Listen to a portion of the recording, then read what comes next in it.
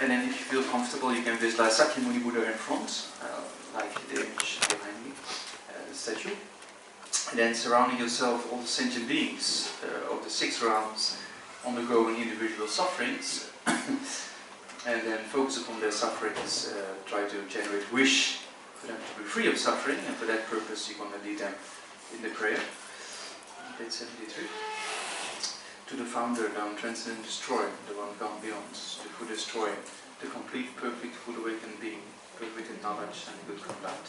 Sagata know the world, supreme guide of human beings to be tamed.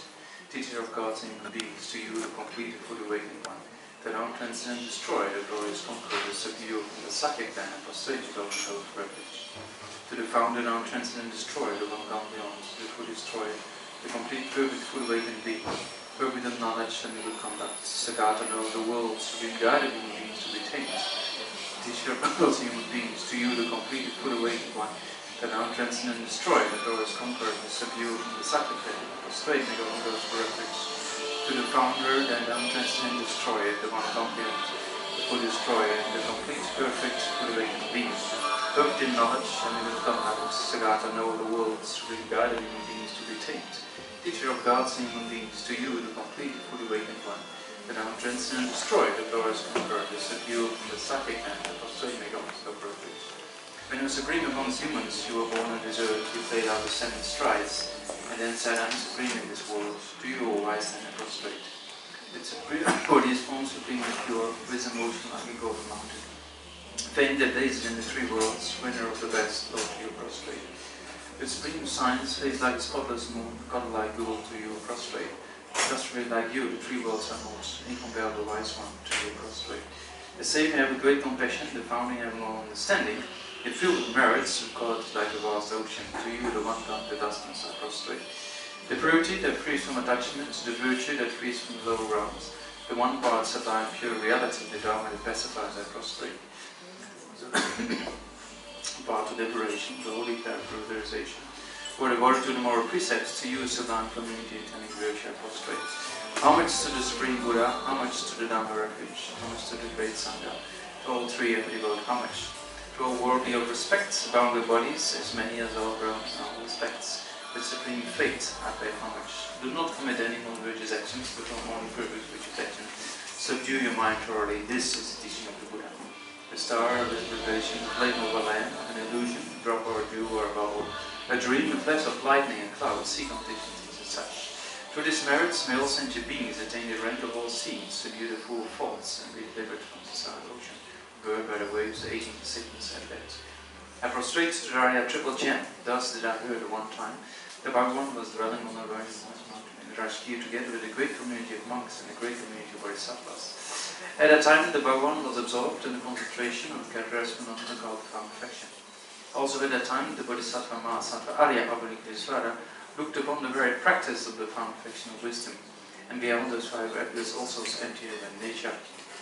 Then, to the power of the Buddha, the Venerable Shariputra said to the Bodhisattva Mahasattva Arya Abhinikrisvara, how should any sound lineage or those trained practice the found perfection of wisdom? He said that in the Bodhisattva Mahasattva Arya Abhinikrisvara said to the Venerable Shariputra, Shariputra, his son of the lineage, the lord of the lineage, wishes to practice activities of found perfection of wisdom, should look upon it like this, and repeatedly beholding those 5 records also empty nature. Form is empty, emptiness is form, and form is not other than emptiness. In the same way, feeling, discrimination, conditions and factors and consciousness are empty. Shariputra, likewise, all phenomena are emptiness without characteristics, unproduced, unstainless, without state, not fulfilled.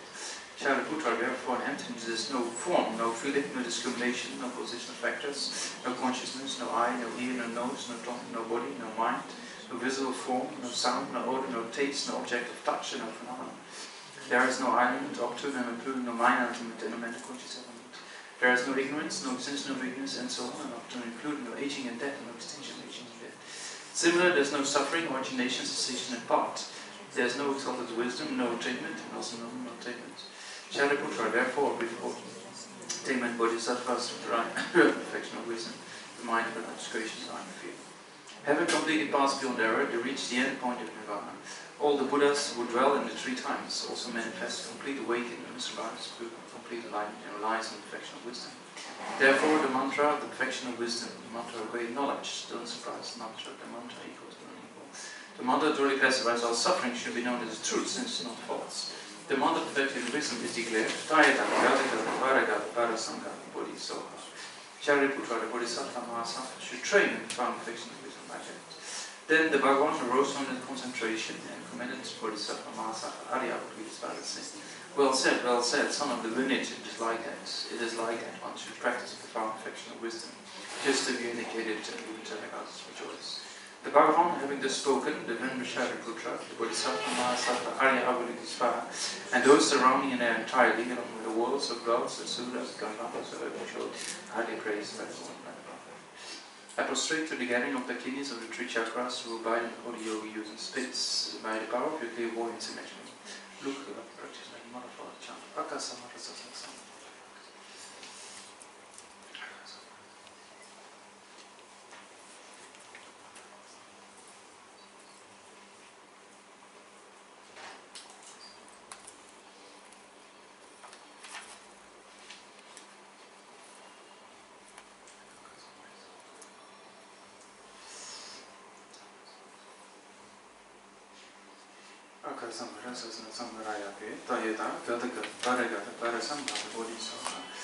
By the teachings of the three sublime jewels possessing the power of truths, may the inner and outer ends be transformed, may they be dispelled, may they be pacified in the Buddha and so on. May all negative forces opposed to the Dharma be completely pacified, and may the host of 80,000 obstacles be pacified, and may be separated from problems and harmful conditions to the Dharma, and may enjoyments according to the Dharma, and may the bare auspicious happiness be here right now. Then we go to page number 93.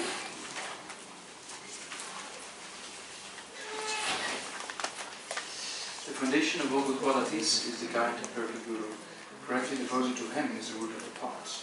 By clearly seeing this and applying great effort, please bless me to rely upon with great respect. Understanding that the precious freedom of this rebirth is found only once, is greatly meaningful and difficult to find again. Please bless me to generate a mind uneasy day and night these lessons. This life is impermanent as a water bubble. Remember how quickly decays and that comes.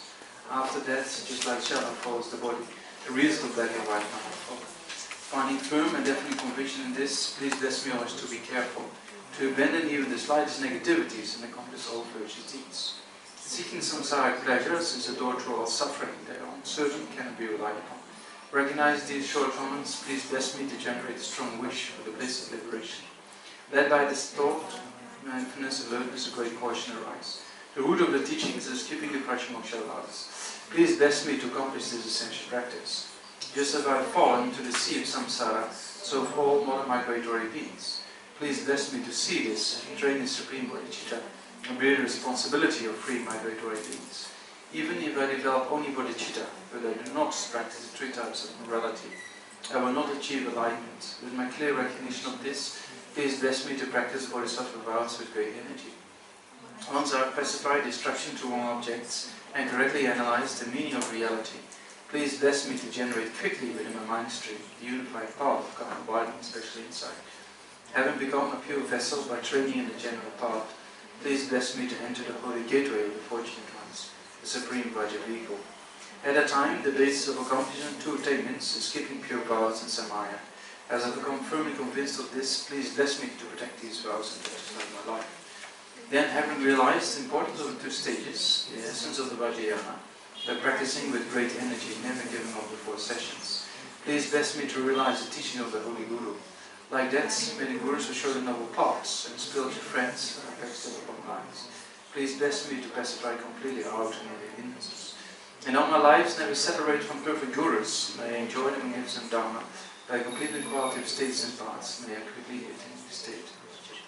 That short mandala, next page, top.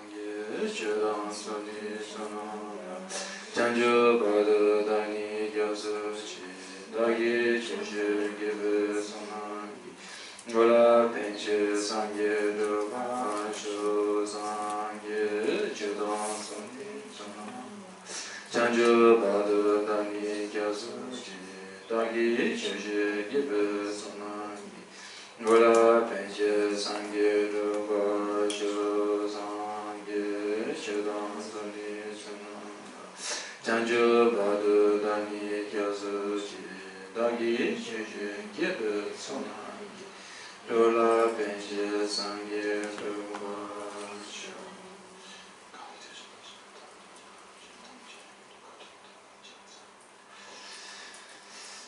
So we just read one of the verses. Seeing some side pleasures is the door to all suffering. Uncertain cannot be relied upon. Recognizing these shortcomings, please bless me to generate the strong wish of the bliss of liberation. So that's why we're here. That's timeless happiness, you know. Achieving a state beyond any type of suffering. Achieving a state of happiness that never goes away. That's what we like to acquire. So, there's different levels of happiness, as we know. Yeah, there's happiness, little bit of happiness here and there, or happiness that lasts for a long period of time. So, what we like to acquire is something that is more everlasting, right? So, just a little bit of happiness, and then changes again. And, you know, like most people in this world, they don't really know what is the real timeless happiness. People don't really know what is happiness that stays for a long time. We all strive for temporary stuff, and then there's no everlasting, and then there's no satisfaction. And because there's no satisfaction, then the ultimate happiness never be found. So we all know that from our own daily experience, or you try things out when you're young or something. You know, you try to find happiness, but it's not an everlasting one. The things of going for parties and traveling, and you know, there's many examples like that. It's not really the ultimate happiness. So, in order to achieve the ultimate happiness, we have to know what is happiness. What's the opposite of it? Yeah, what we call suffering, or things that are unwanted. Yeah, so we all want happiness and don't like suffering. Yeah, so that's very true. As soon as we wake up with a headache or cold, or I just had experience of having a cold and a cough for a few weeks, and then I think, I want to get better. That's the only thing that comes to mind, is to want to get better, right? So they went to the hospital, so check here, and see all those people sick there, and the only wish they have is to want to get better, right? So if there's uncomfortable feeling of a sickness, physical or mental issue, the only thing that comes to mind is to want to get rid of it, right? So it feels very strong in our mind, but it exists in all the minds of us, right? And then we have a little bit of happiness, want to keep it, you know. So if you wake up in the morning with from a pleasant dream or something like that, and there's a little bit of happiness you want to keep, right? So that's an innate two aims that we have in life: wanting happiness, not wanting suffering. But then, how to achieve that? That's the question. Yeah, so most people in this world, as I said, they have this ignorance. They don't know what's the cause for happiness. So there's many people think wealth and fame is cause for happiness, but then they commit suicide or something like that. So people wealthy and famous doesn't perfect, right? So possessions doesn't imply happiness. You know, or most people who have a lot of money, they have a lot of worries to lose it. You know, if you have a lot of money, then you want to have more. Yeah, it's like salty water. You always want to have more. And then the more you have, the more worries you have to lose it. Yeah, so actually there's not really happiness there. So happiness is not an external thing. Happiness comes from the mind. Yeah, especially all the destructive emotions, as we know, attachment, anger, anxiety, fear, jealousy, pride, you know, they come from the mind, right? So nirvana as well as samsara, the suffering, comes from the mind. Both comes from the mind. So, for that purpose, also it says here, seeing samsaric pleasure is the door to all suffering. That sounds strange, Seeing samsaric pleasure is the door to all suffering. That means that most of the samsaric pleasure is kind of contaminated happiness. All the things we have in daily life is kind of contaminated. So, satyaki, that means actually that transforms into suffering. That's what it says here. Door to all suffering, meaning is a kind of the suffering of change. We have different types of suffering of change, and all pervasive compounding form of suffering. So pleasure in samsara is like honey on a razor blade. Some texts they say that honey is very sweet and nice and tasty, but it's very dangerous, so you can cut. So that means that many things in samsara, the happiness from samsara, it looks like there's happiness, but actually it doesn't bring satisfaction. Why is that so? Because all the contaminated happiness, that's why it says contaminated happiness, meaning having contamination. So what is contamination? Is afflictions. Right? So all the things we strive for in our daily life, most of the time, is a little bit mixed with afflictions.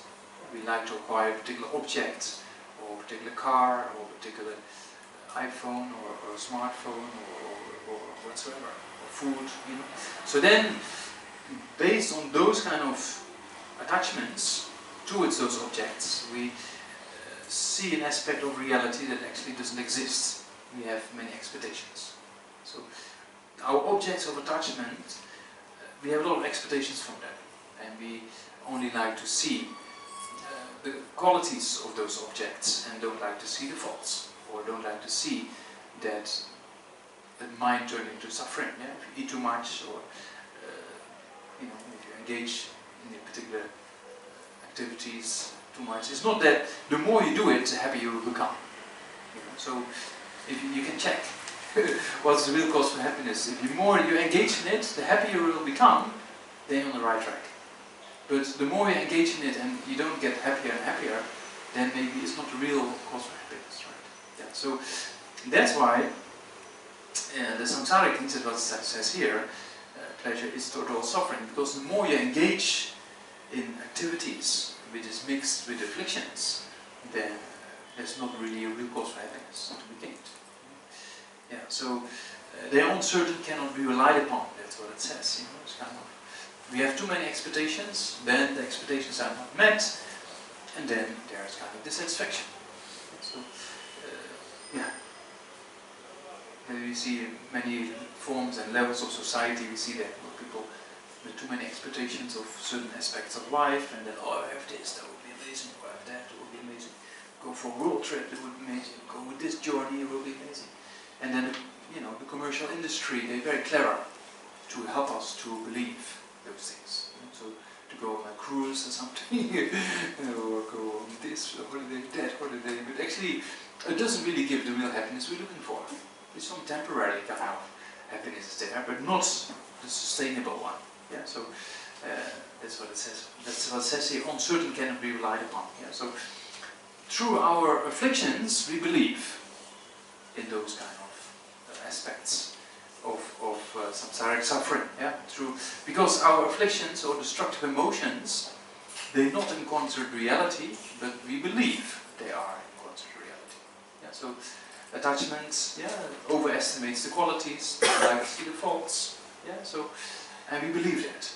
So with destructive emotions, anger, same thing. According to a certain kind of even Western psychologists, it's kind of 80. Some people say about 80% or 90% sometimes even of a person with strong afflictions, the reality is not being seen. It's kind of mentally created. So attachment is true, and anger is true. It's just 80-90% is just mental fabrications. It's not in concert with reality. So that's why there's never satisfaction.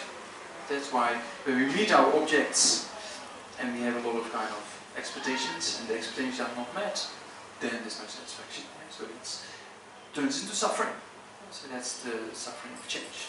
The suffering of suffering is very easy for us to realize, because a headache or a cold or a fever or is directly being experienced, right, as something unwanted suffering.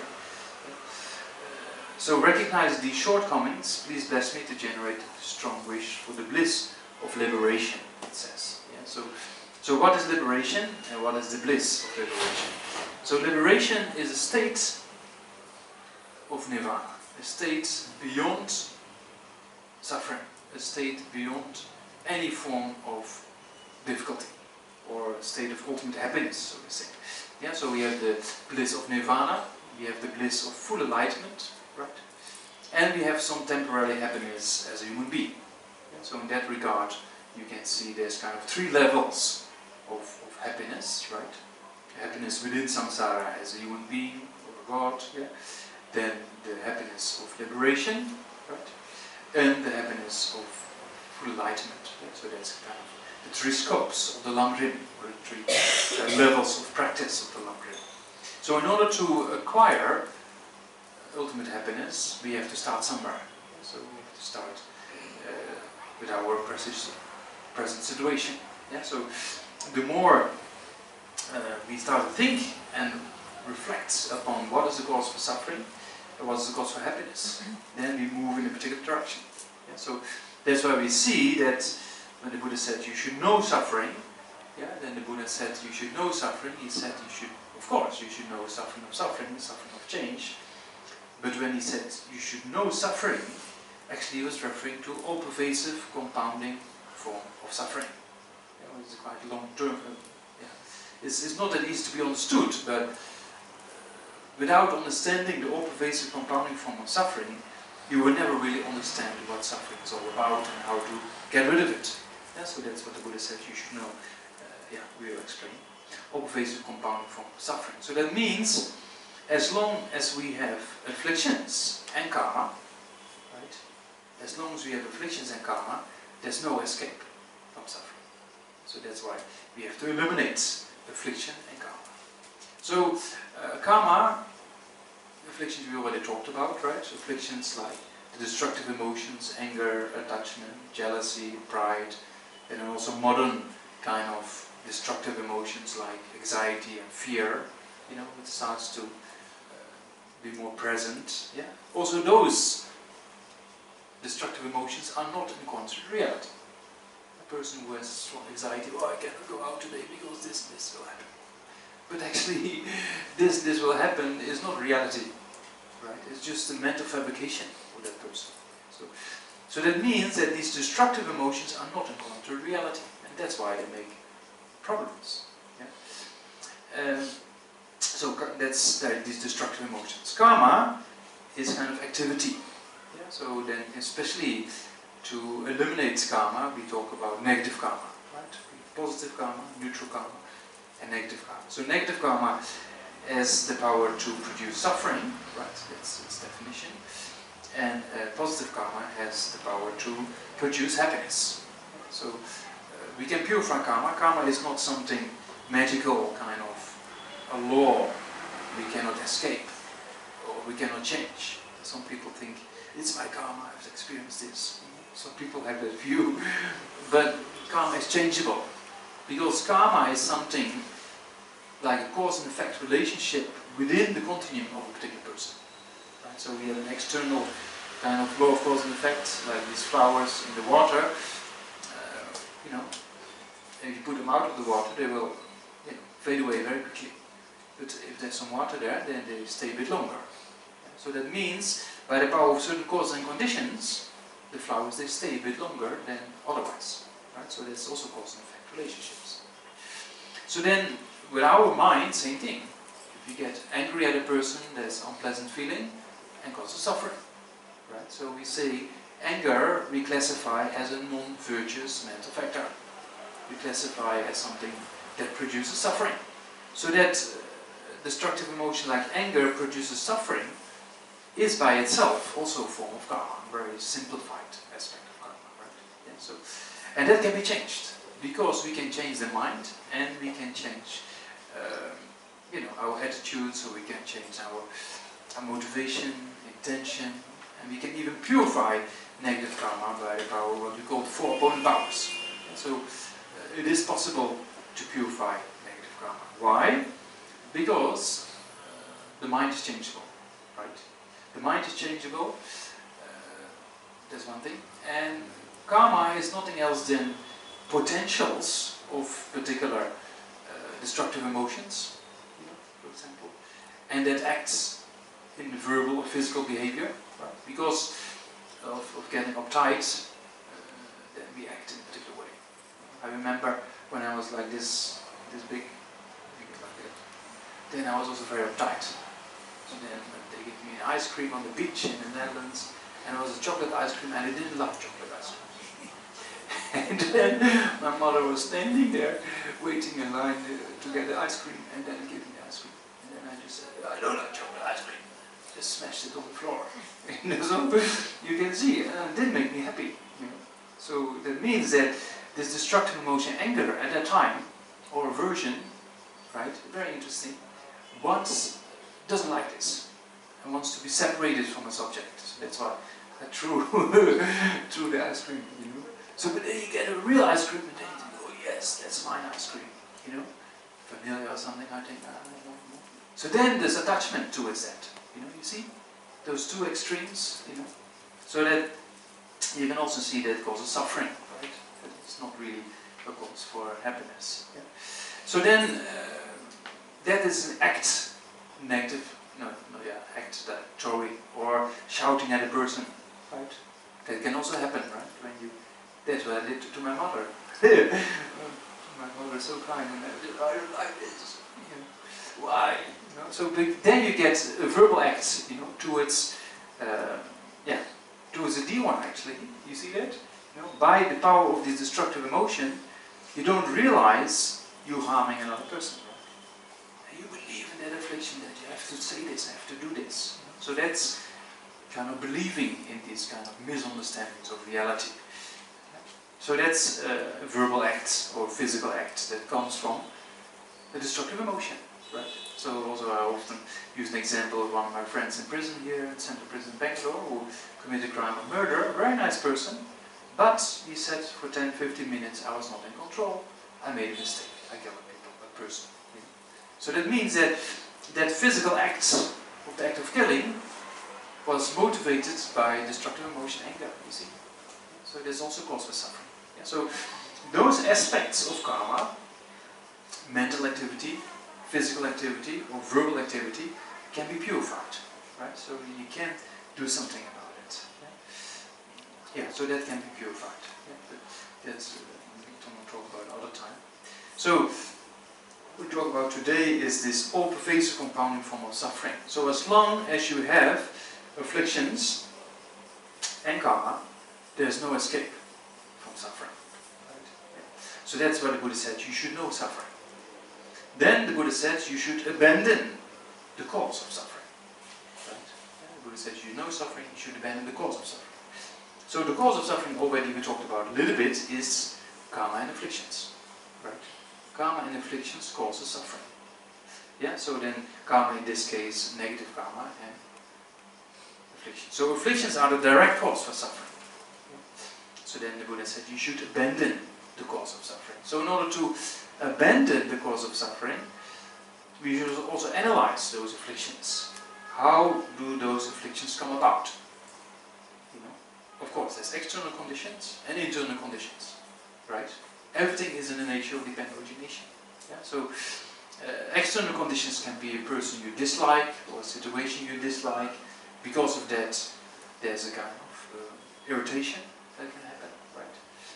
Or when there's an object of attachment like particular ice cream or pizza or whatsoever food or a phone or whatsoever, what's the object, then you want that object, right? Without that object you feel uncomfortable. Yeah? But that's all mental fabrication. Because you think, when I have this object I will be so happy, but then you have the object and then actually that expectation is not met.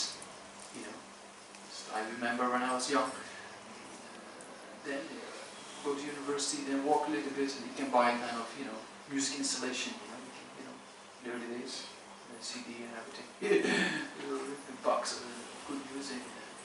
But then you have it, and then actually it's not real, the real happiness you expected to receive from it. You know, because that's with songs, you listen to one and then halfway through you go to the next song. And then you go to another one, or another one, or another one. So actually there's no one song giving you the real satisfaction. You see? So some people do the same with TV these days as well. Yeah, more on the internet I think. They look one thing and then satisfy something else, something else. So there's no actually real satisfaction to be found there. Yeah, so when the Buddha said you should abandon the cause of suffering, then the Buddha said, of course, the direct cause of suffering are these destructive emotions. But the root cause of suffering is this ignorance. So that's another thing we have to understand. Yeah. Because without eliminating ignorance, you will not be able to eliminate afflictions. If you cannot eliminate afflictions, although you can purify negative karma, you will create new karma again and again. Right? So there's a kind of one aspect you have to purify negative karma created previously, and the other aspect is you have to subdue your mind.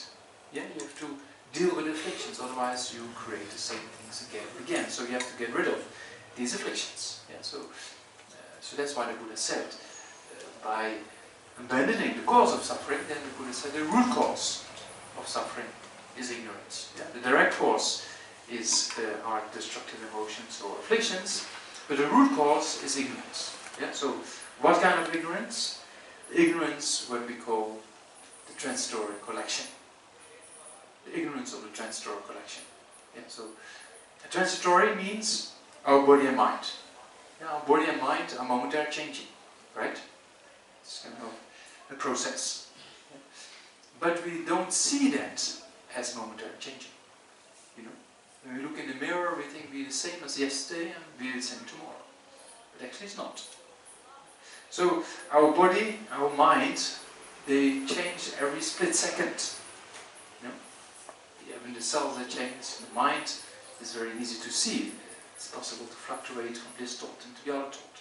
You know? So that means that though our body and mind change moment by moment, we think that there is a self that is unchangeable, existing all by itself. You know? So that's what we call ignorance. The ignorance of not knowing, yeah, there's many levels of ignorance, not knowing, but the ignorance we talk about here is in particular what we call the view of the transitory collection. That means a view that views the self in a particular way. Right? So that views the self, which is based upon body and mind, to exist independent, to exist from its own side. That's how it views. Yeah, it's a view. The view of the transitory collection is a kind of mind that views the self to exist in a particular way. And that's, we have to check if that's correct or not. And so we see the I and mine as concrete. Like same example, when I threw the ice cream in the sand, the North Sea, we went always to the North Sea, kind of beach, beaches there. So then I have chips and marinades. That's something real traditional Dutch kind of thing. So then I was very happy. But then when I got the wrong ice cream, I was not happy. And I showed it. I was not happy. So then I was angry, little boy. So then it's like, you could see the same thing. I don't like this. You see? So that means that this anger, you know, was rooted in self-concern. And that self-concern was rooted in kind of seeing that I exist from my own side, inherently, without dependence. You know, so same thing. If you know, if you ask everybody, please get angry, please come on, get angry, everybody. Then it's very difficult, you know. It's not that easy. But if I start scolding people and you say, oh, you look like this, you look like that, you act like this, you act like that, you don't do this well, you don't do that well, you know, then the I comes up. It's very easy to get angry. Then it's within a few split seconds we can generate it, you see? So that means it's connected with the kind of concrete understanding or misunderstanding actually of reality. See that? Yeah, so yeah, and then because of this kind of concrete I and mind that appears when you have attachment to its particular object and the object is not met, aversion comes. Right? So say when my parents took me to Switzerland, and not only to take me there, but we went for a holiday and went to a very fancy restaurant. And of course, as little children, you don't like to eat what you don't know. Right? And you always think, oh, that's not nice. So I was just fighting for Dutch food, like chips, mayonnaise, and this kind of frikandel, this kind of sausage. You know, you can only get it in the Netherlands. So we went to this very fancy restaurant in Switzerland, and they didn't have it, of course. So I was just like angry because my object of attachment was not met. You see? So aversion came. So I need this. If I don't get this, I feel very uncomfortable. You see that? So that's why you can see that it's rooted in a concrete concept of I and mine. Right? Yeah. So that's the kind of little bit what we're talking about, the view of transitory collection. So based on our body and mind, we see something to exist from its own side, which is the cause for these destructive emotions to arise. Yeah? Because all these destructive emotions are rooted in this concrete concept of I and mine. If you get scolded, some people said something nasty to you or criticize you, or it's like, how dare this person say this to me? I'm not like that. I don't have any mistakes. All the mistakes are with others. I only have qualities, right? So that's how we think, you know. So that means that this concrete concept of I and mine takes over in such a kind of strong way that you believe it exists. And we believe we want to protect it. And we believe we are always right and the other person is wrong. You see that? Yeah. So that's the root cause of the destructive emotions to arise. This concrete concept of I and mine. Yeah? So, of course, there's a conventional person doing something. There's a conventional self. But it doesn't exist from its own side. That's the problem. We see it in the... Yeah, we don't see it correctly. Because our body and mind is momentarily changing. Yeah, so on top of that we impute a kind of self, or I and mine, that looks to appear from its own side. Yeah, so yeah, that's what the Buddha said, you should abandon that kind of ignorance. If you abandon that kind of ignorance, then afflictions like anger, attachment, jealousy, pride, you know, and anxiety, fear, same thing. They will not arise. You see that? Yeah, so, and that's also researched in many fields of behavioral science and cognitive science and psychology, that there is a kind of, this self-concern is basically a cause for suffering.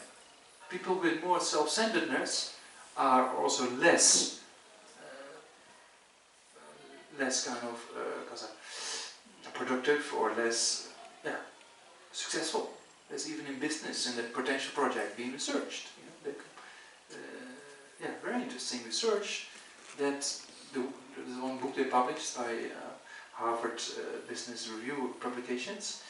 35,000 leaders were being questioned and examined, and so they came to the conclusion: if you're less self-centered, you're more successful. Very interesting. And that combined with compassion and mindfulness were the three pillars for success in business, for example. So very interesting. So and then on the level of psychology, then people with more self-centeredness, there's more inclination to depression, low self-esteem, mental issues, even physical, high blood pressure, and very interesting. So there's a lot of research being done. It's not only a Buddhist kind of thing. Yeah?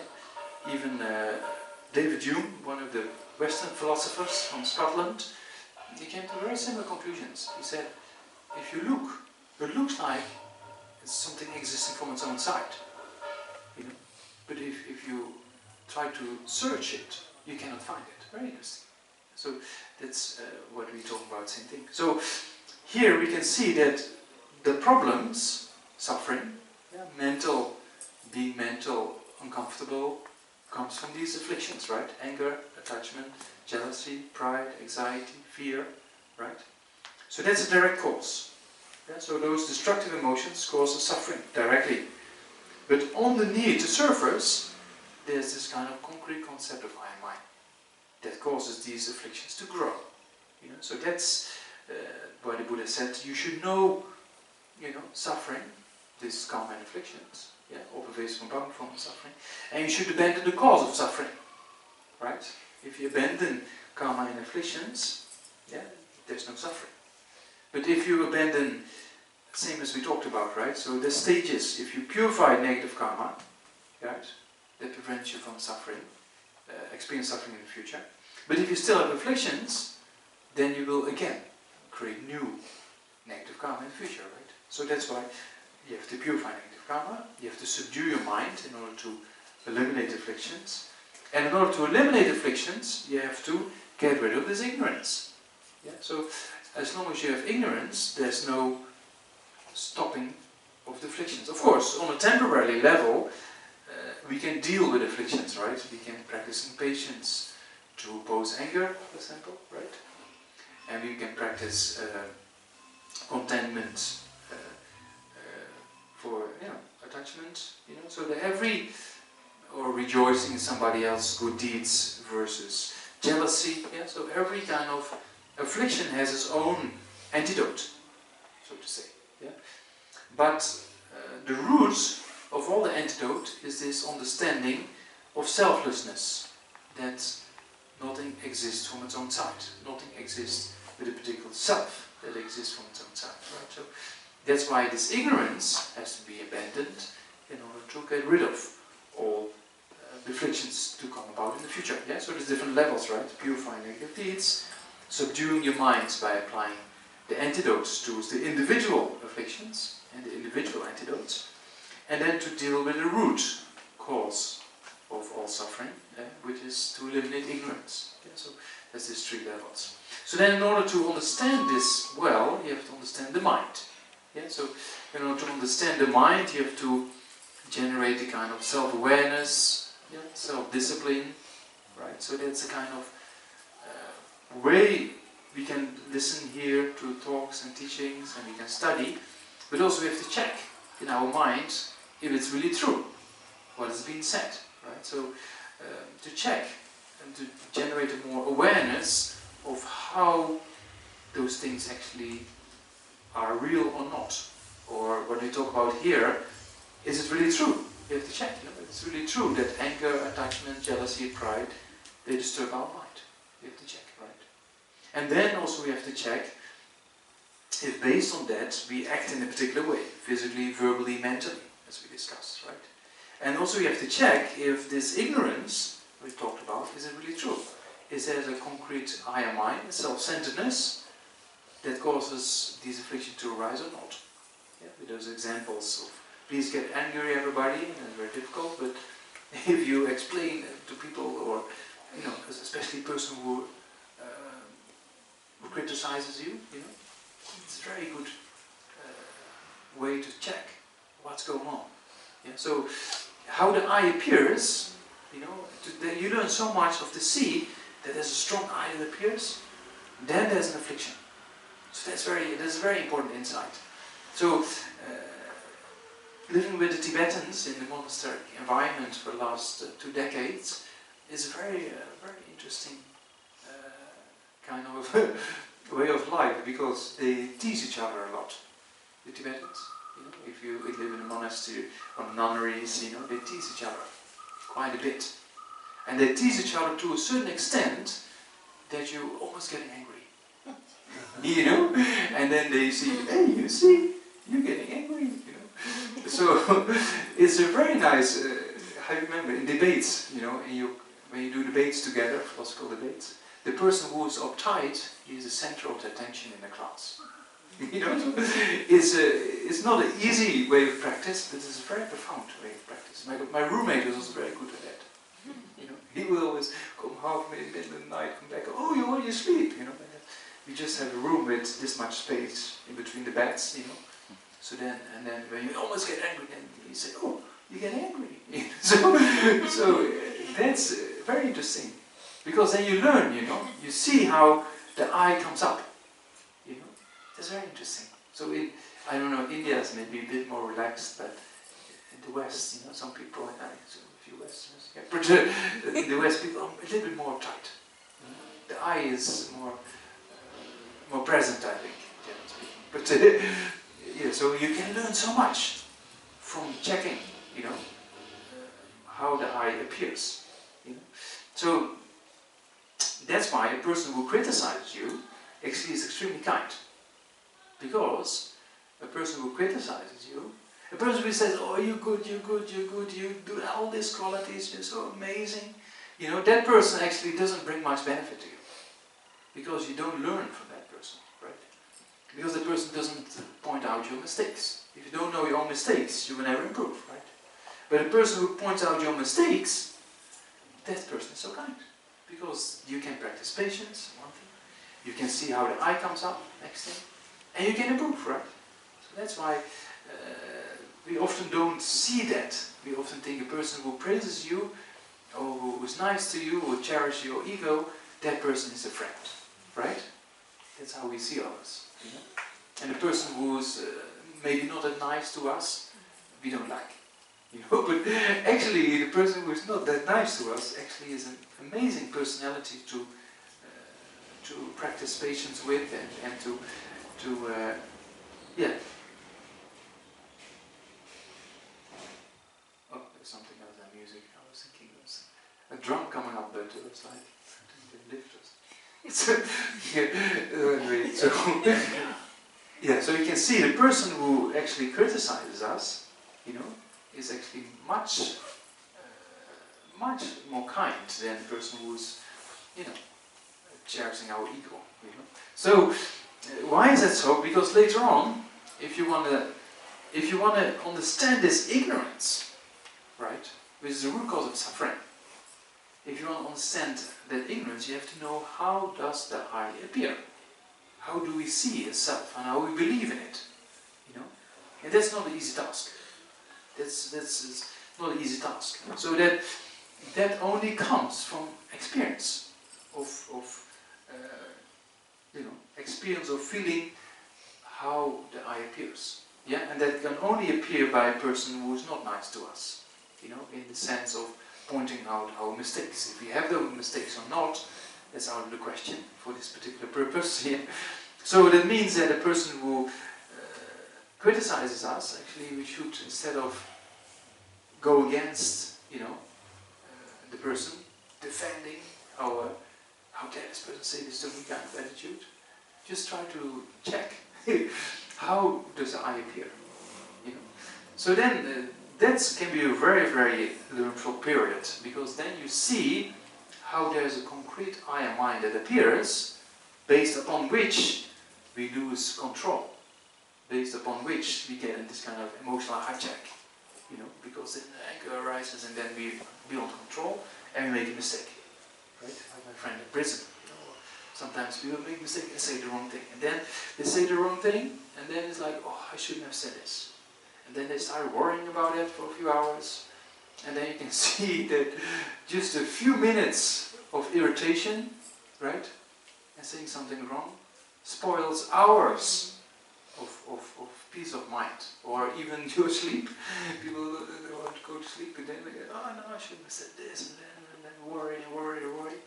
So then, yeah, you can lose a lot of peace of mind from just a few seconds of, yeah. So then, it's also important to see where is it rooted, where is this anger rooted in, you know. Then you can see that it comes from I and mine, yeah. Same thing, if you live with a roommate in a small room, well, you know, you live with people together, so you know, right? So then there's one person who has a particular object in the room and wants to put it here. But actually you want to have it there. You know? So sometimes it's, no, it should be here, no, it should be there, and it becomes a whole issue. Yeah, sometimes, and that's based upon mine. I want to have it here, but the other person, same thing. I want to have it there.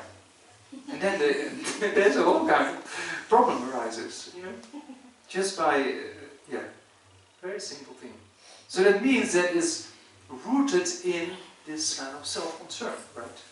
Yeah, so this self-concern, and that activates self-cherishing attitude, but actually the real cause is this concrete concept of I am mine, believing that you exist from the outside, right? So that's the problem, so to say. So when the Buddha said you should know suffering, you should abandon the cause of suffering, then of course the root cause of suffering is this ignorance, or the concrete I am mine. And then the Buddha said you should manifest the true cessation. So to manifest the true cessation, meaning to actualize a state of mind without afflictions. Right? So the ultimate state of mind without any afflictions, that's what we call nirvana. Right? Ultimate nirvana. Or nirvana. So nirvana is a kind of mind without afflictions, together with the seeds. So that means that at that time there's no cause for suffering. So the Buddha said you should manifest the true cessation. So there's different levels of true cessations. There's true cessation on the part of seeing, on the part of meditation. That means that as we progress on the paths, then we will eventually eliminate different levels of afflictions. Like a program in a washing machine, or when you wash your clothes with your hands, like in the early days. I think now everybody uses a washing machine, even in India, you know. But, in the monastery, I think only our house got a washing machine a year ago. So until then, we always washing with the hand. You know? So that means there's different levels. We have to eliminate the afflictions, right? So so that means on the part of seeing, and the part of meditation, then you have a direct perception of emptiness, meaning you understand reality as it is. If you understand reality as it is, then ignorance will be taken away slowly, you know, and then afflictions will be taken away, and then you achieve these kind of true cessations, right? An absence of an affliction. So that's true cessation. So then the question is it possible to achieve those true cessations or not? That's an important question, you know. So they can see that those afflictions as we just described are not in accordance with reality, right? And our mind is changeable, right? And they're not an innate part of the mind. So there's many reasons to prove that these afflictions can be taken away. Other reasons to prove is negative karma can be purified, right? With four-opponent powers, purification practices, But the potentials, of negative karma can be taken away with a direct perception of emptiness. With understanding reality in a very direct manner, we can eliminate ignorance, right? So that aspect of eliminating ignorance from the root with a direct perception of emptiness proves that negative karma can be purified together with their imprints or with their seeds, can be taken away. Well, positive karma can be the potential for the result to come about, technically speaking, can be taken away or can be destroyed by afflictions like anger. So that's why Shantideva said there's no more destructive state of mind as anger, because it can destroy positive potentials, right? If we have a very kind of positive attitude, and based on that attitude we try to engage in something positive, but then we get some irritation, and that anger just takes over, and the mind becomes very negative, right? So then it destroys this kind of potential for the results to come about. But the roots of positive deeds can never be taken away. So that's very interesting to see that the roots of negative deeds can be taken away by direct perception of emptiness, but the roots of positive as positive actions cannot be taken away. So that proves, also in one way, that we can progress and eventually achieve a state beyond suffering. And then on the same way, we also see that afflictions are another inner part of the mind. The mind is changeable, right? The afflictions are not in accordance with reality. Yeah, so that all proves that it's possible to progress. So that's why the Buddha said you should manifest the true cessation. Yeah? And then how to do that? By meditating on the true paths. Yeah? So then the Buddha said you should meditate on the true paths. The true paths of the path of seeing and meditation, so to say.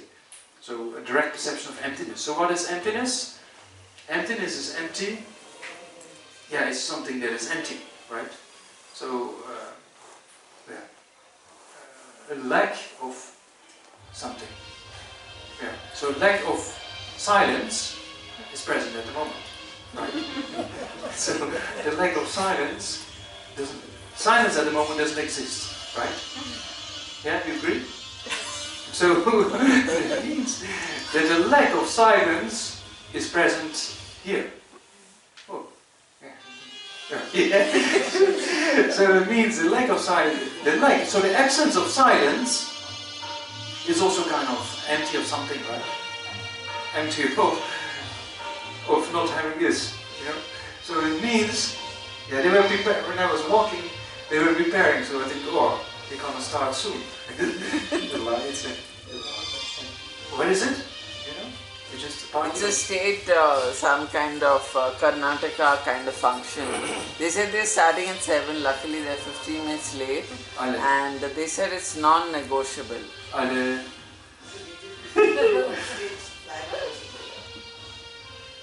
Adjust Madi. Yeah. So. Yeah. So that means that, yeah. So the absence of silence is a kind of absence, right? So in a similar way, we have an absence of inherent existence. Yeah?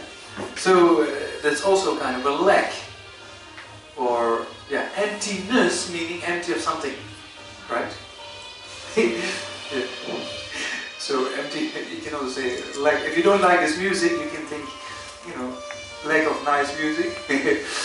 So there's many, yeah, anyway. So, yeah, so you can, yeah, no, so yeah, there's a lack of something. So, we think about emptiness doesn't mean nothingness, right? Emptiness doesn't mean nothingness, yeah? Empty of something. So here, we're talking about an absence of something. An absence of concrete existence, or an absence of inherent existence. So that's the opposite from the ignorance we just talked about, right? Yeah, the ignorance we just talked about is a mind that apprehends I and mine to exist from its own side. Yeah, so by focusing upon the aggregates, because we know we have a body and mind, we think upon those body and mind we have, there's something that exists from its own side. Right? So when we get angry, how dare this person put on this music now? You know? So you can get very irritated if you want to. But yeah. So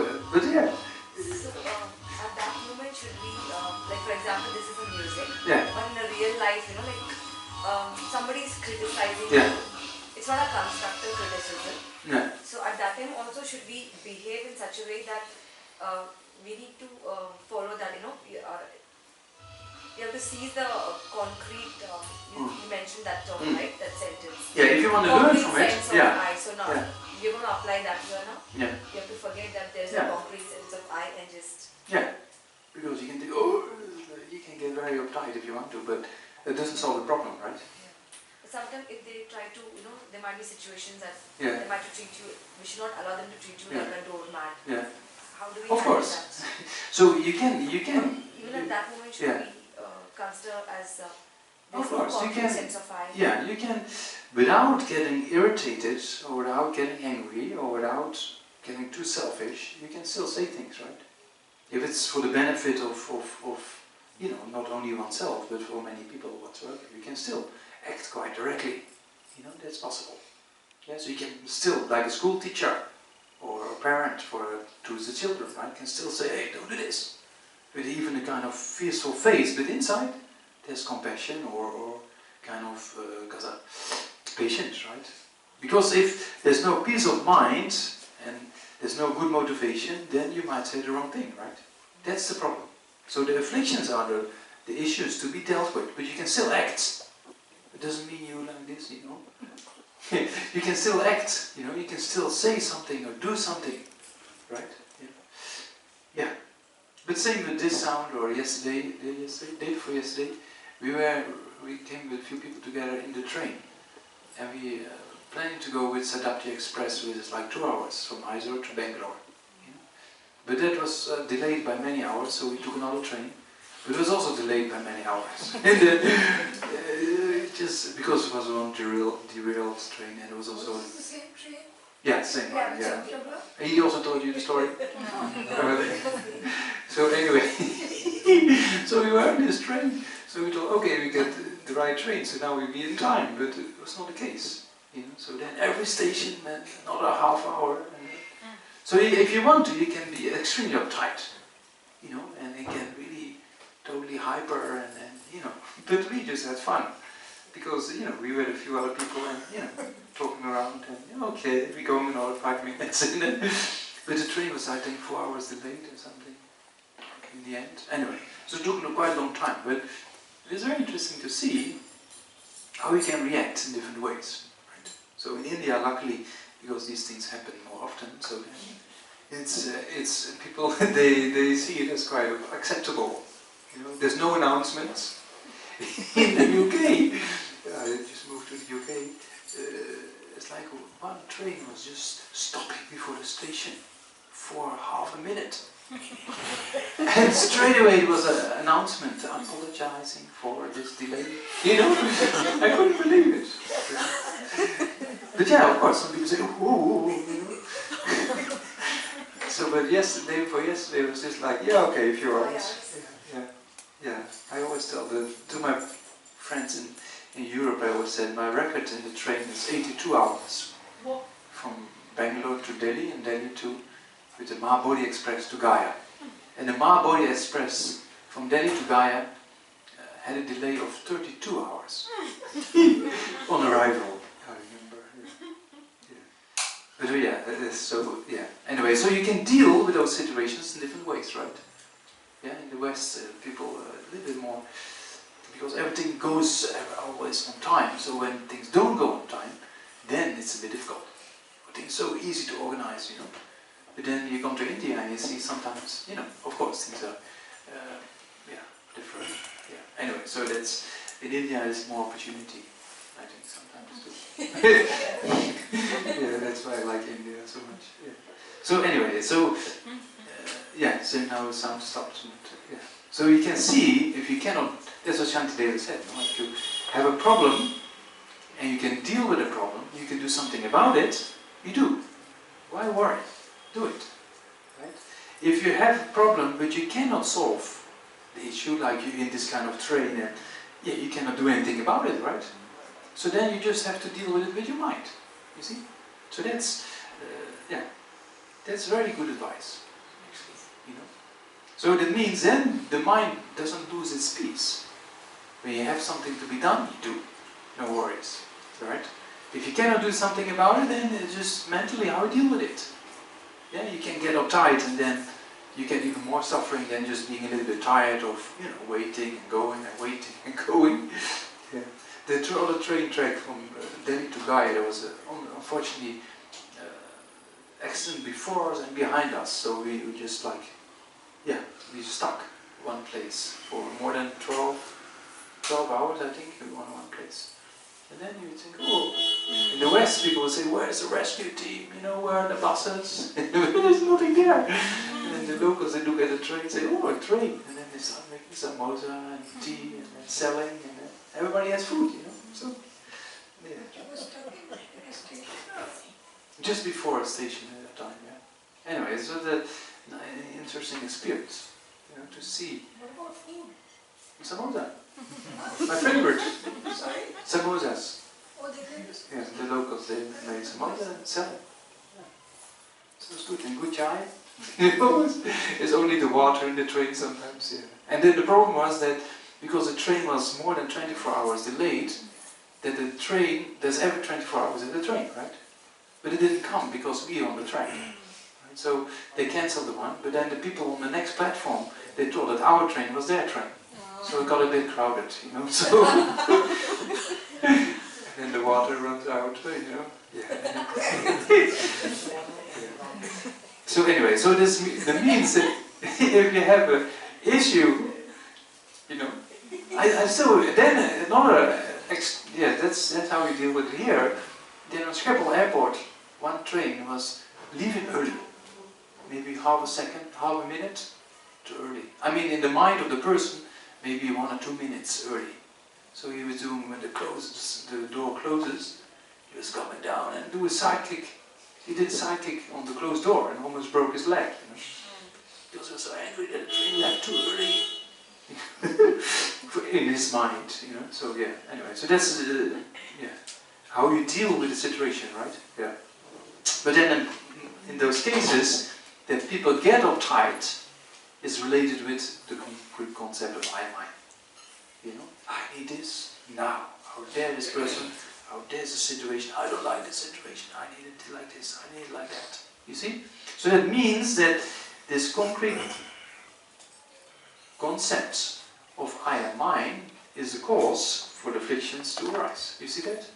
So that's why a person who criticizes you, yeah, so when afflictions arise, when I said, you know, please get angry everybody, it's very difficult. But if I say, oh, you look like that, you look like this, you behave like that, you do this wrong, you do that wrong, then it's very easy to get irritated, right? So that means it's connected with this I. Or example, very good example, if you buy a new car, like whatever is your favorite car, let's say BMW or something like that, so there's a showroom full of all the same cars, the little boy throws stones on those cars, and then you think, oh, that's not nice, right? But then, when you sign a contract or install payments of one of those cars to be yours, when the boy throws stones, your attitude is completely different. My car. But actually the car is the same, right? The boy is the same, but only you're labeling, now that's my car, you know? And then the problem arises, you see? Should we pity that person who is acting in that way instead of we getting angry? Yeah. Like if somebody is criticizing or you know, like we can change the thought process, right? Okay, they are suffering from something. Yeah. Rather than you can think like that as well. Yeah, of course. Yeah, like a person, you know, or a person who just comes in front of you with traffic, maybe he's in a hurry, maybe you know there's a medical issue or something like that. You can think like that, right? Yeah. Because that changes the whole situation.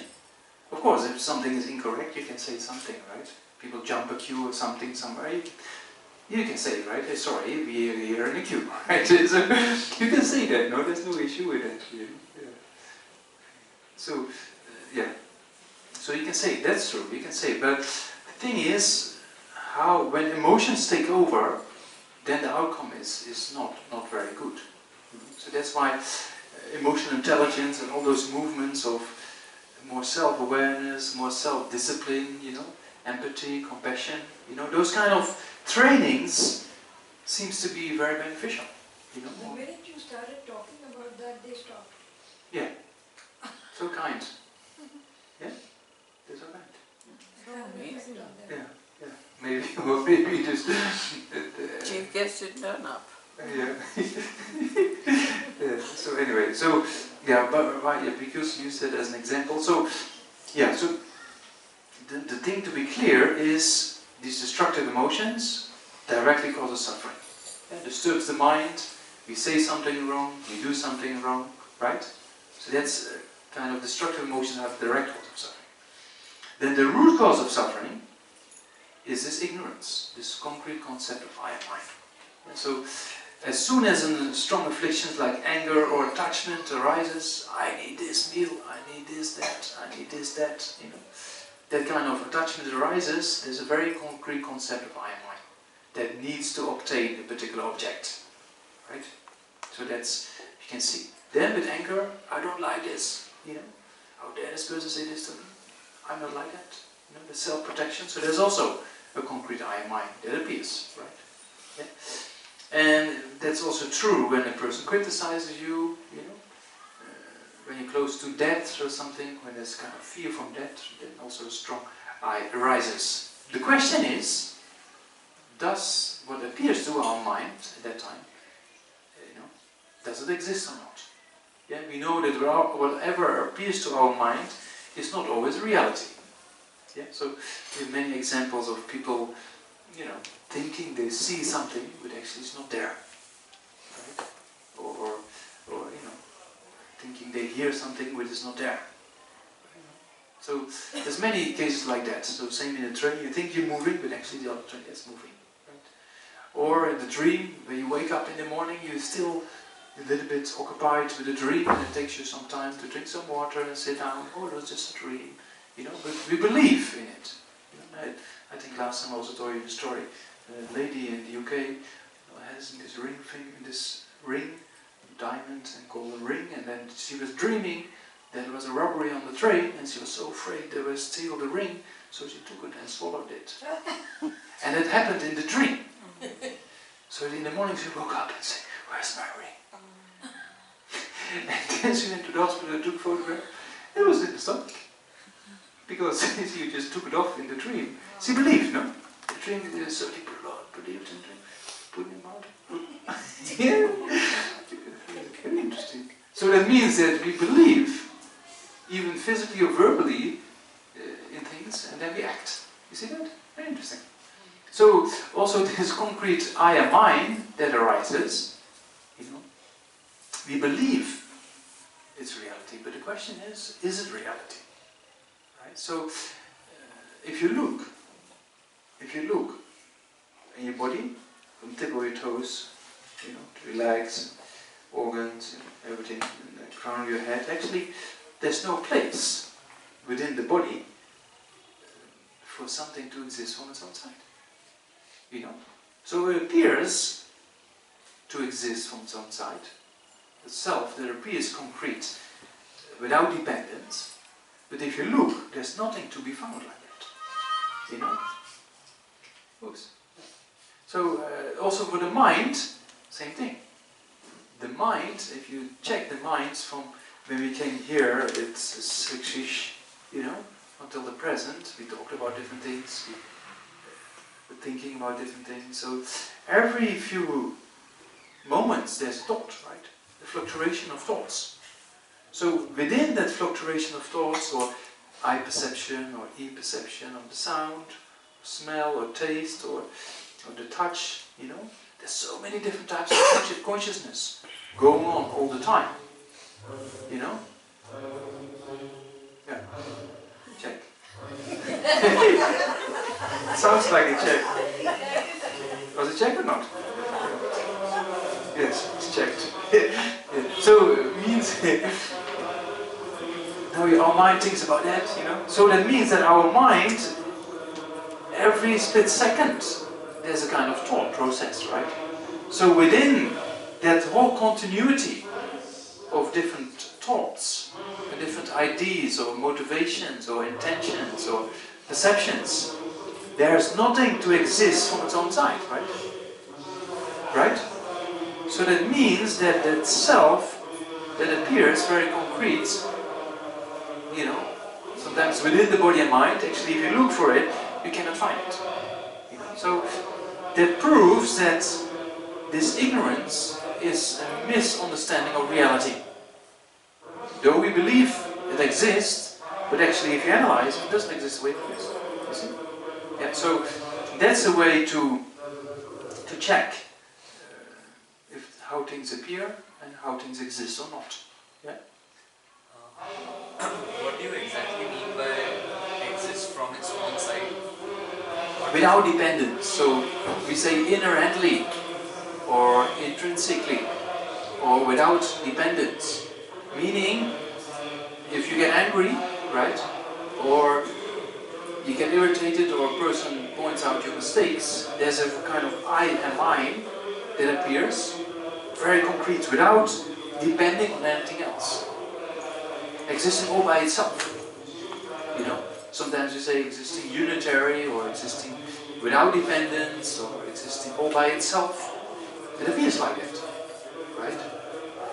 So then we have to analyze. So then we have to analyze. How does it appear? Right? So it appears without dependence, separate from body and mind, sometimes mixed with body and mind, but without depending on it. You know? So that's what we call inherent, or without depending, because we are dependent causing conditions, right? We are depending on parts and a collection of parts, right? So there's different reasons to prove that there's no place for something to exist from its own side without dependence. Everything we see around us basically is in the nature of dependence, right? The nature of dependent origination or interdependence. Same thing on the in quantum mechanics, same thing. We see things outside, the statue, the table, the clock, the cup, or the glass, the flowers, they exist all by themselves. It looks like it, right? But on the quantum level, then also there's nothing that concrete to be found, right? Because on the quantum level they also do research and come to the conclusion the connection or the relationships or the dependence between the individual parts is more of interest than the individual parts all by themselves, right? So then also we talk about this nature of dependent origination or interdependence. Yeah, you see a little bit? So it looks like things exist from their own side without dependence, but if you really analyze well, it doesn't exist in that way. It appears, but it doesn't exist that way. Can you see it a little bit? So that's also true for I and mine, yeah, in that regard. So if you get that picture a bit clearer, how does it appear? You know, you have to put some homework in that direction, so to say. Because it's all illusion. Huh? It's all illusion. Yeah, I mean, if you have the correct insight, it's not all illusion in the sense of conventional things exist, right? But in illusion from the point of view that things don't exist the way they appear. So they say in meditative equipoise, the meditator who meditates on emptiness is like the sky. When he comes out of the meditation, it's like an illusion. Yeah, so that means that when you meditate on emptiness, only emptiness appears to the mind. And emptiness, what is emptiness? Emptiness is a lack or absence of inherent existence. Right? So that's the only thing that appears. So it's not nothingness, it's an absence of something. Right? Yeah, so that's sometimes be, you know, like the sky, they say. Because, you know, unobstructed kind of space. Right? Yeah. And then after the meditator comes out of the meditation, then everything appears very concrete, but the person understands it doesn't exist the way it appears. That's like an illusion. It's Maya. Maya. Say again? Maya. Maya, which one? Illusion. Yeah, the illusion. Yeah.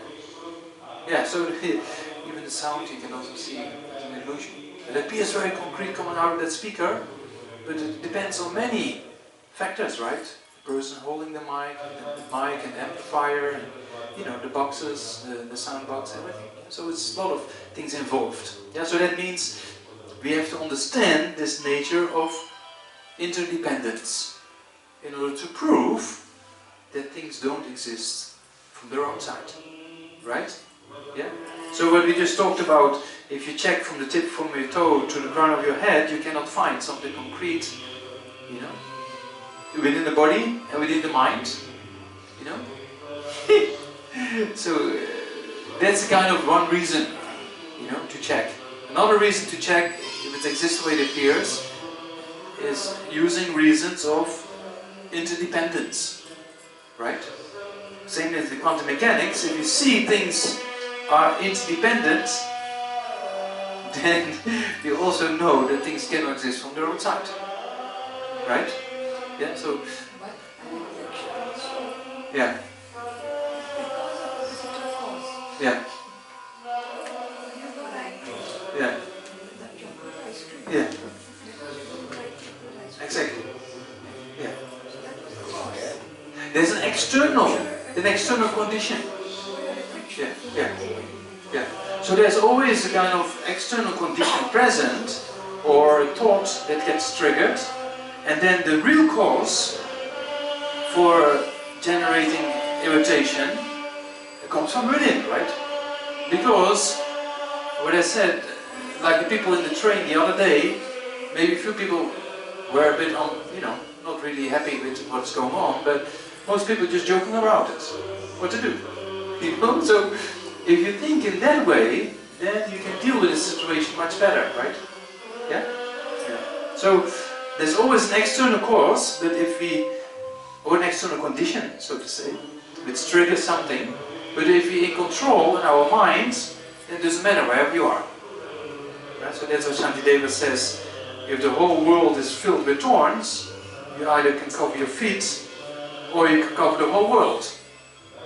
To cover the whole world is impossible, right? So meaning, if you have a person you dislike, you think, oh, I don't like this person, I try to avoid this person. But don't worry, because somebody similar will pop up from the other direction, right? You cannot avoid people you don't like. They will come, don't worry. But you can, what Shantideva said, if you cover your feet, if you subdue your own mind, then it doesn't matter anymore. Wherever you go or wherever you know. So that means, that's what it says, abandon non-virtue, practice virtue, subdue your mind thoroughly. This is the teaching of the Buddha. Right? Yeah. So that's a little bit about what is actually suffering, we talked about, right? The three types of suffering. What's the cause of suffering? We talked about karma and afflictions. What's the root cause of suffering? Is this ignorance. And then we talked a little bit about true cessation and true paths. So that's from the point of view of this verse, seeing samsaric pleasures as a total suffering. The uncertain cannot be relied upon. Recognize these shortcomings. Please bless me to generate a strong wish for the bliss of liberation. So that's for individual liberation. So that means the bliss for liberation is kind of ultimate happiness, right? That means that if you subdue your mind, if you eliminate afflictions, then there's no cause for suffering. So that means there's ultimate happiness, right? So as long as you have these afflictions, there's no real happiness to be found. Some temporary happiness can be found, but that's it.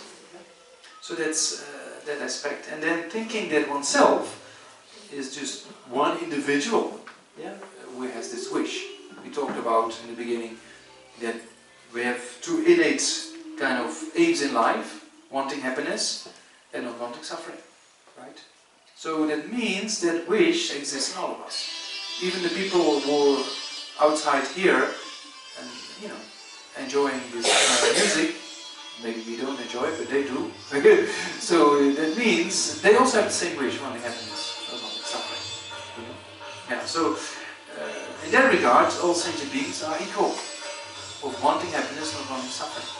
And all sentient beings also are equal in having the cause for suffering. Right? So as long as you have afflictions and karma, then sentient beings are stuck in this samsara. You can still hear me or not? Can you hear me? Yeah, yes. Yeah, this is typical Canada song. Yeah. Is it? No? It sounds like so that means that all sentient beings have the same kind of wish, wanting happiness, not wanting suffering. And all sentient beings also have this ignorance that causes afflictions to come about. Right? So by understanding ignorance well and understanding the antidote, emptiness, well, then also you can understand much better how oneself and others actually are in the nature of suffering, of samsara. Yeah, so that's why Chandrakirti in the Madhyamika Avatara always praises compassion, and in particular the compassion, which is a compassion that has in the continuity of a person who has realized emptiness. Because if you understand emptiness, then I have to raise my voice more or not? If you understand emptiness, then it means that you understand ignorance. Right? If you understand ignorance, you understand the cause for suffering. and you understand the possibility to eliminate ignorance. So that means if you see all sentient beings around you experiencing suffering because of ignorance, you also see that they can be liberated from ignorance by emptiness. You see that? Yeah, so that's why emptiness is so essential, not only on our own level of eliminating ignorance, but also on the level of compassion. Yeah. So, you said that the root cause of suffering is ignorance. The root cause. The root cause of suffering is ignorance. Yeah. So, the antidote for ignorance is that? Antidote for ignorance is? Awareness. Awareness, not just awareness, but awareness of emptiness. Understanding emptiness, yeah. And basically a realization later on, but an understanding of emptiness. Emptiness means absence of inherent existence. Right? So we have an absence of silence here. So that absence exists, right? So this kind of silence doesn't exist, but absence does exist. You see that? Yeah, so in a similar way, inherent existence doesn't exist, but the absence of inherent existence does exist. You see that? Yeah? So if you get that clear, then you know a little bit that emptiness is an absence of something. Absence of inherent existence will exist. Same as the absence of silence exists. Right? You see that? So that's why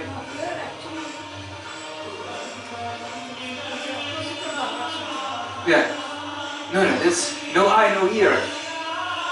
No eye, no ear means no inherent existing eye. Yeah. But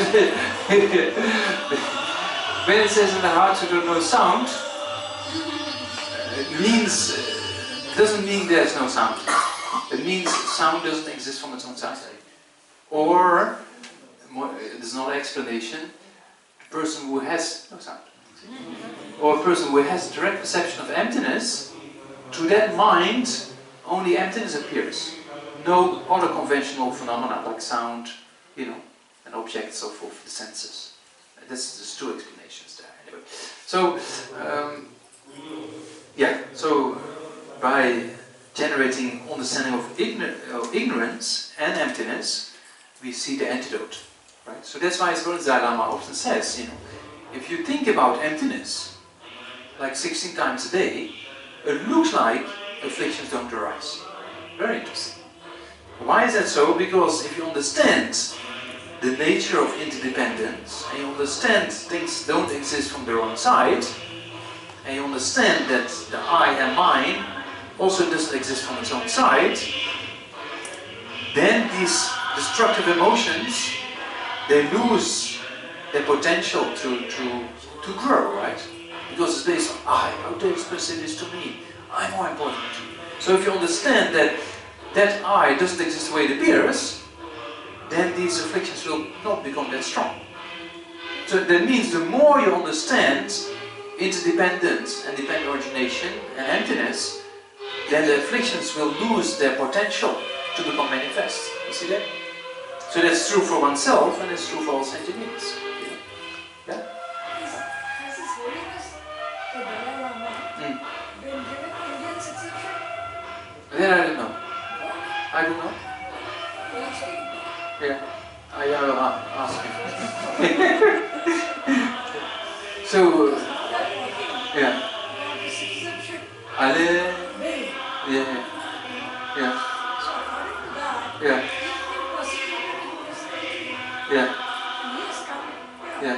Yeah, I don't think so, but I didn't check.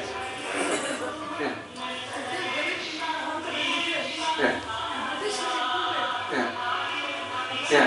But anyway, I don't know the which one? No. Dutch. Still. I applied for settled status in the UK, pre-settled status, because there's a Brexit business coming through. So then, anyway, that's all kind of, But spiritually we all yeah. know. So, to go back, all sentient beings, they are also suffering. Why? Because of ignorance. And because of ignorance, they have destructive emotions, right? So if you understand that aspect well, then it's much easier to generate kind of strong compassion for them as well. You know? I was thinking to maybe meditation, but it's a bit too noisy. Initially you said the body and the mind changes moment by moment. Moments, yeah. Right? So but they make some phrase, right? You need to stabilize your mind. Yeah. Because it's changing moment by moment. Yeah. How do you see that? Yeah. The So, concept of stabilizing the mind. So if you, for example, do breathing, the counting of the breath, right? If you count every in-breath is 1, out-breath is 2, as you sometimes do here, right? So that helps to withdraw the mind. You cut down all sense perceptions, and you only have mental consciousness that's active, right? So that gives you capacity to analyze what's going on. Majority of the people in this world, they're so distracted, they don't know what's going on inside. Right? So the more you do this kind of meditation techniques, as such, it helps you to see what's going on inside the mind. So that's kind of what we say building self-awareness. That's the first step. Yeah, without having self-awareness, it's very difficult to know. For example, when you get angry at a particular situation, it just happens to you, you know? It just happens to you. It takes over a few minutes, that's it. So you don't be able to analyze, oh, this is the first split second of irritation, this is the next one, this is the next one. We cannot analyze that well. But if you have more of this self-awareness, then you can look at it like a movie on slow motion. You know, you check. What happened? Oh, this person said this. Then what happened? I got a bit irritated like that. Then what happened? Then you can see you learn how to see every kind of second of that development, right? And then you learn to see, oh, first is this concrete I that appears. Then there's self-centeredness. Then there is self-cherishing attitude. Then there is anger and aversion, you see? So you start to see more of those different aspects that appears to our mind. That's very important. You know, before having that clarity, it's very difficult to transform the mind, right? So that's why first you have to have this kind of self-awareness to be built, to check and to see what's going on. And then you can learn a lot. You don't have to watch movies, or you can just sit and check and see. It's like very funny sometimes to see how we believe in certain afflictions, and then we can only get the drawbacks of that, you know? Yeah? Yes, that helped a little bit? Yeah. Check. So we can have a chance to reach a steady state of mind, right? Oh, yeah. Having the momentary Yeah. changes. Even Lama Zopa once, with this kind of music, pop concert was going on, and she had to prepare for another kind of ritual, and he was just, they said, oh, we'll give you a room somewhere upstairs. He said, no, okay, he's just sitting behind the curtain. You know, because if you have concentration, then you cut kind of sensory perception, right? So then it doesn't matter anymore. Right? So those kind of levels are possible. Yeah. Yeah. Mindfulness is very important, yeah. Yeah. Yeah. Yeah. So that's why when we do kind of the counting of the breath, there's two things, right? Alertness and mindfulness. Yeah. So alertness, meaning you check if the mind is getting distracted or getting dull in meditation. That's alertness, or sometimes translated as introspection or meta-awareness, right? And mindfulness means remembering the object of concentration in this way, in this regard, the counting of the breath. So if you train in those two factors well in meditation, then throughout the day, in daily life, you can use them very well, because alertness sees, oh, now I'm getting irritated. And mindfulness remembers, oh, now I have to practice patience. You see? So the more you train in those two mental factors, the more capable you become to subdue the mind. Yeah. Well, I've been thinking about different kinds of addictions that people have. Addictions, Yes. yeah. And when people try to overcome, sometimes we're talking about habits and things like that. Yeah. A very big discussion about this is that the self, or the concrete self, resists change. And this entire thing of resisting something is also said to be in some cases a working. Could you elaborate on that? Why does, when we know that something is good for us, when we are on the path, many people have a relapse or many people go back because apparently there is a resistance to something. Resistance, yeah. Could you elaborate on that? So the resistance is there because the afflictions are so strong. You know, we attach to a particular addiction and we believe that attachment. If I have this substance, I will be solving all my problems. We believe that. You know, and that's based on this attachment who overestimates the qualities of this particular substance. Right? But those qualities are not present. They like 80% mentally fabricated. But we believe in it. That's the problem. So that the affliction is too strong. So then if you're convinced about the faults of the addiction, also by using reasoning, it's easier to stop, right? Same with a person with a packet of the cigarettes when there's, you know, cancer in the lungs and this kind of size of photographs. You see that on the package of the cigarettes, saying, oh yeah, that's not nice, it's not good, and then you smoke. Yeah, exactly. But if you look at the picture, you just meditate and think, oh, that can happen to me as well. And you try to analyze. That's lacking, the analytical approach. Because the more you have this analytical approach, the stronger mindfulness becomes. Right?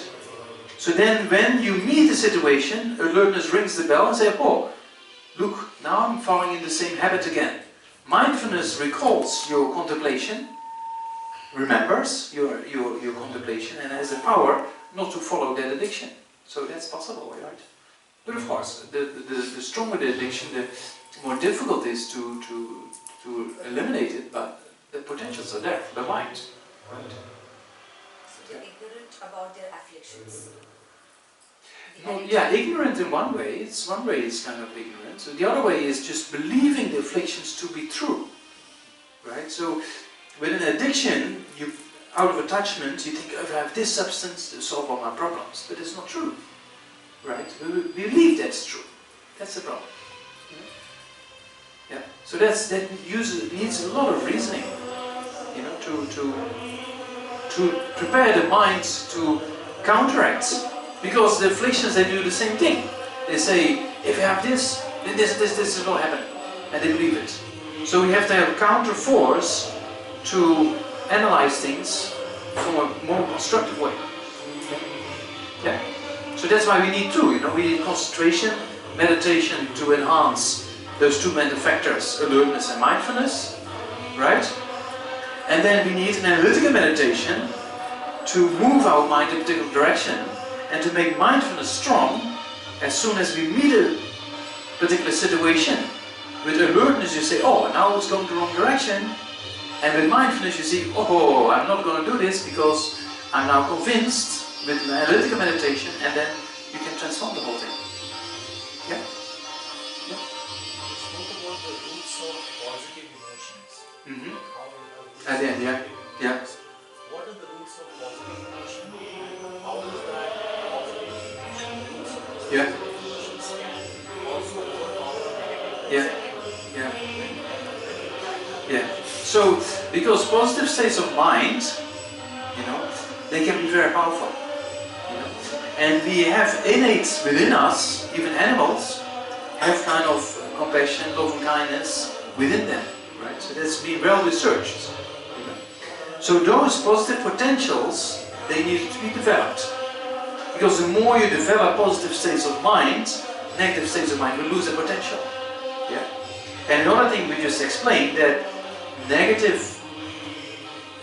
states of mind can be taken away, and the seeds can be taken away by what we call the requisite of emptiness, but the positive states of mind, right, or the positive potentials for the result to come about can be destroyed by something like anger. But the roots of it cannot be destroyed. So that proves that there is, if you develop them more and more, and you purify negative deeds, there's a way to achieve nirvana, or a way to achieve kind of high state of development. What are kind of positive potentials within our minds of love and kindness, compassion, patience? You know, we have a lot of kind of constructive emotions in that way. Yeah. So those potentials are there. They only have to be developed. Yeah. So say we have two types of potential. Potential by nature and potential that has to be developed, right? So the potential by nature exists more or less within that seed, so to say, or that potential within the mind. But the more you develop that, the more positive states of mind will be generated in the future, and the more seeds are planted to generate more of those states of mind, right? So the more you plant, the bigger the harvest. So that means the more positive states of mind you try to generate, the more potentials for the future to grow are there. So that's not a possibility of developing them in a particular direction. Yeah? So the reason, I mean, the root cause for suffering is one of the reasons we said is, one of the reasons we said is karma. Yeah. So is it actually, to reduce the karmic effects, so we have to follow the 4 powers. Yeah, 4 opponent powers. So this is actually, since we don't know what is the reason, what is the mistake we have done in the past. Right?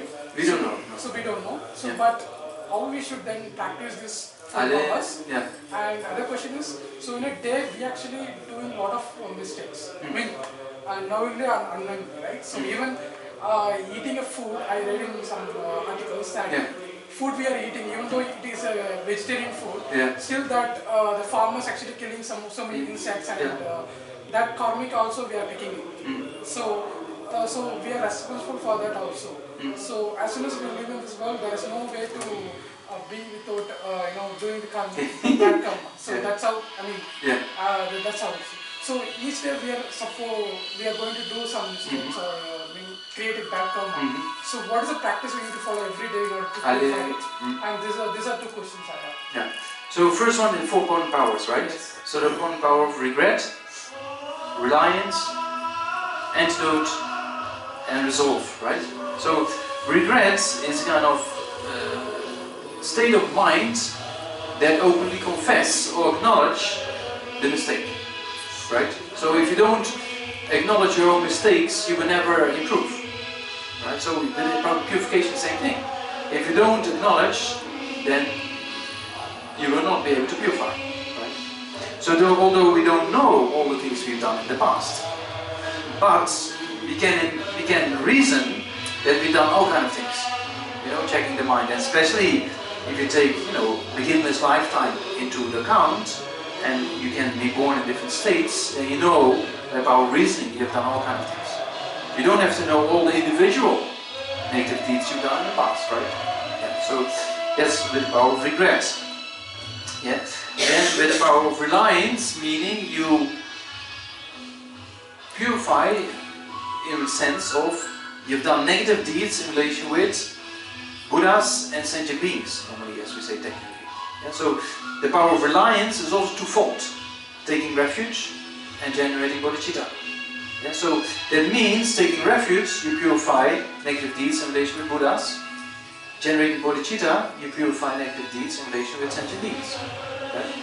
And then the power of the antidote can be any positive state of mind or practice or whatever you do, right? And then the power of resolve is also important to say, okay, I will not commit this particular negative deeds for a few days or whatever is possible, right? So you promise what you can keep. Yeah? So that's that part of your question, right? So then, yeah, we don't remember all the negative deeds, but we can reason easily that we've done all kinds of things, right? So that's, we try to purify and confess. Yeah?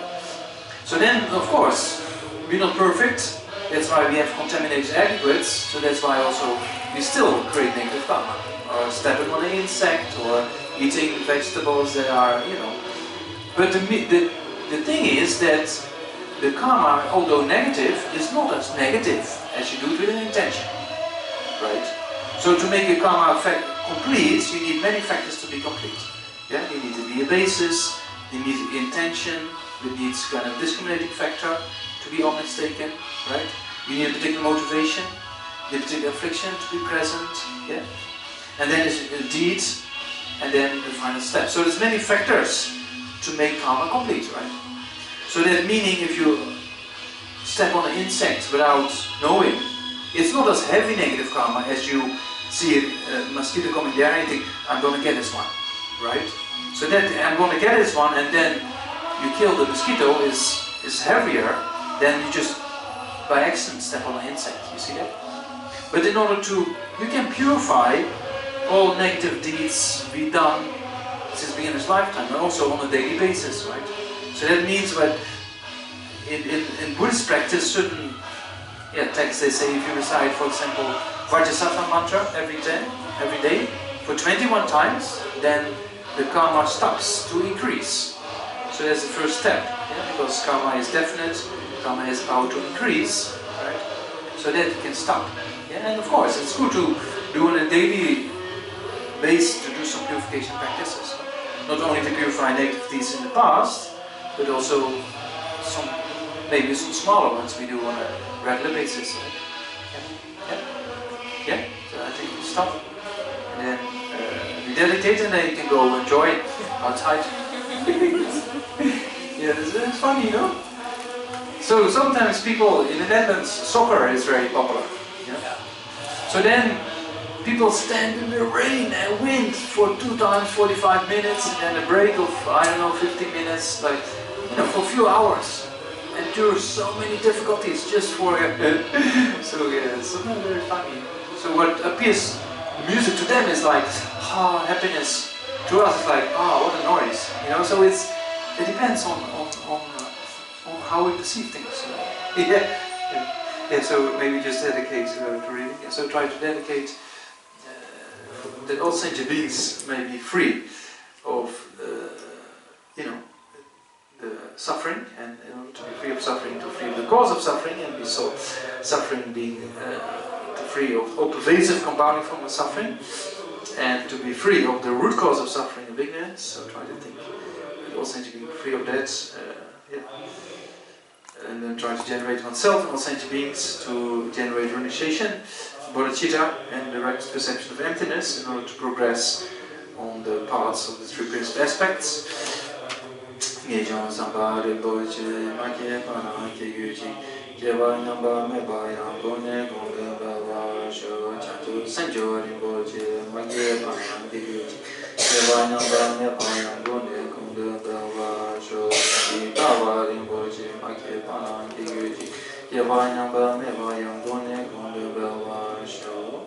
And also try to dedicate for the spreading of all these kind of instructions and teachings in all directions, and all sentient beings come in contact with it and progress on the stage of path to enlightenment as quickly as possible. And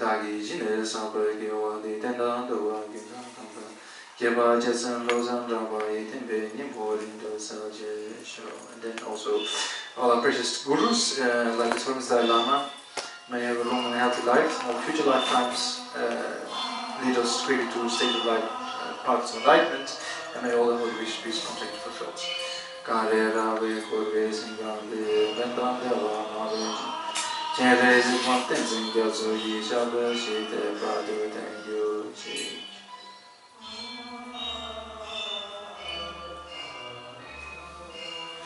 Okay, thank you very much.